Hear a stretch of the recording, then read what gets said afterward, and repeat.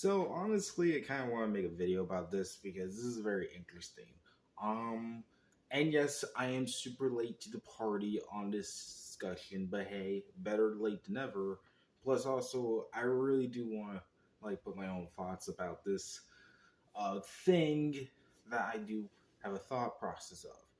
Now, for those who are unaware right now, recently Valve has finally entered the console wars as they finally introduced their brand new product, or a bunch of products, by the way, that is literally a gaming console known as, I think it's called the Valve Box or something. I know people call it the Gabe Cube as a reference to it being a cube and it being video games. So there you go. But honestly, I do kind of want to do a quick chit chat about that because there has been a lot of stuff talking about Steam and all that. Personally, as a quick side note, I don't really use Steam even more. Like I do know I have a Steam account, but I barely even touched it in years. And the only way I could do that is if I get a normal computer to do so. And even then, I only did so to get some games on there, but even then, since I my old computer is gone by the wayside, and I'm stuck with a Chromebook, so I had to get a new one soon. Yeah, that's pretty much a very unique situation. Um, However, the main thing I want to talk about is the question is how is this going to affect the gaming market and how is this going to affect the console world wars, if there's even any. Honestly, I think quite a lot because honestly, well, I don't think this is going to become the ultimate nuclear bomb, the atomic bomb of the gaming war. I do think it will make a big splash when it comes out, mostly because, well, it is definitely weird for a PC player to go on this the Steam whatever thing. It is clear that Steam knows what they're doing when it comes to their customers, and also, to be fair, they're wanting more of that pie. For context, Valve has always been a PC kind of company. They always focus mostly on PC. Sure, they do move their games onto other consoles, but they're mostly on PC. However, the issue with that is there's people like me who either play both PC or game consoles, or most people who play game consoles. Um, so there's like three different types of people: one in the middle and two in the separate groups. So they want to cross the gap, and that's a good idea. Now I don't know how in execution it will work, but it will in fact be a very interesting thing to see. Um, Especially since how gaming consoles has been becoming in the recent times, with Microsoft being the worst, being what they've been doing to the point where those people are literally justifiably thinking that Microsoft is ending like very fast because they're raising their prices and stores are denying the hell out of them for selling their Xboxes. Nintendo, I think they'll be alright. Although, let's be real here, this is definitely going to be a smash in their ball sacks. I'm not even going to lie. Oh, and by the way, before I do continue, I do want to make a quick side note here. I know we're going a little bit off track, but I do want to say something. So recently, um, it is actually does relate to this situation here. Recently, someone has decided to call me a griffer online in the comments section from the last video. Now, of course, I'm not too offended by this or nothing because I don't really care. Because really, everyone has their own opinions on this. But first of all and foremost, I'm not a griffer. In fact, I do got myself a freaking Switch. Let me just turn this over a little so you can see it. I do got myself a Nintendo Switch 2 and all that, and I love my Nintendo Switch 2. It's just that, to be completely honest, honest. I'm just talking about it because I am literally, obviously, you know, infatuated and intrigued by all this crazy gaming news industry. In fact, what's even crazier is this person say this when I have videos down in the like I have videos at the very beginning when I first started doing these types of videos of me somewhat still offending the Switch too, because there are a lot of things. Like I said before, and I'll say again, you can buy whatever you want. Your money, your choice. You don't need to vote for your money or some bullshit. That money is your choice. If you want to buy the Switch 2, you can. No one should be ashamed of buying a Switch 2. At the same time, if you don't want to buy a Switch 2, that's all right and all that. Like, seriously, this whole.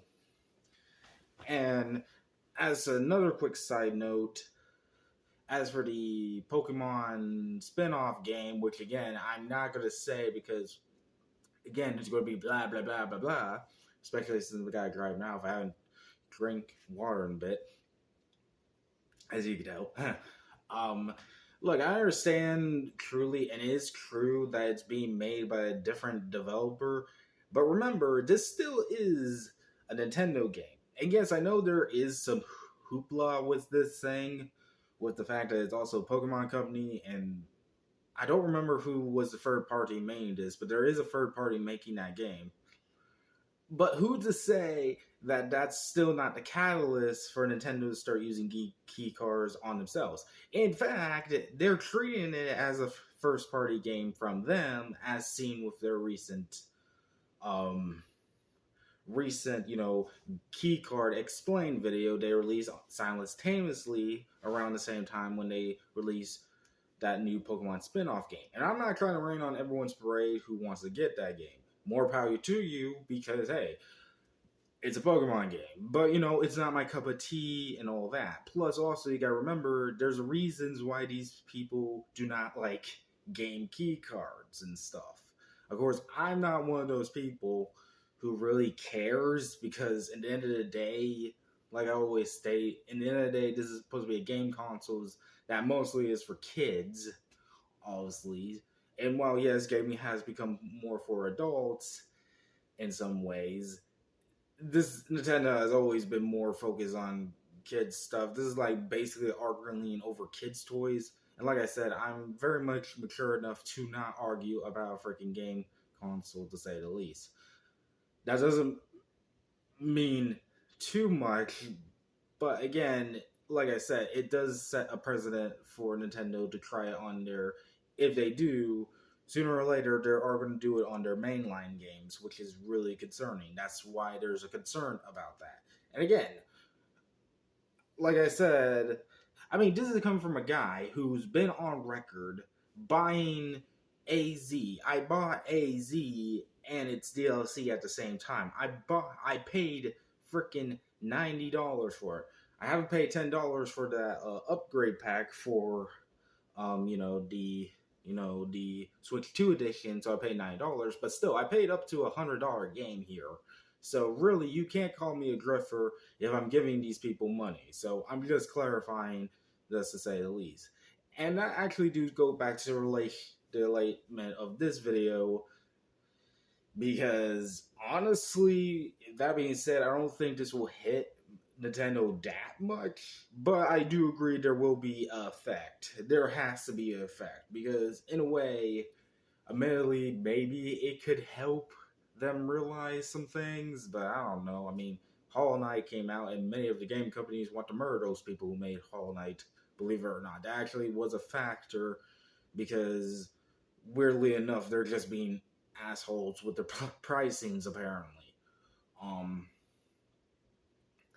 and of course, Sony, I think Sony is super fine right now, because Sony, I mean, sure, their last PlayStation Direct kind of thing, their last PlayStation update video wasn't really what many people wanted to see.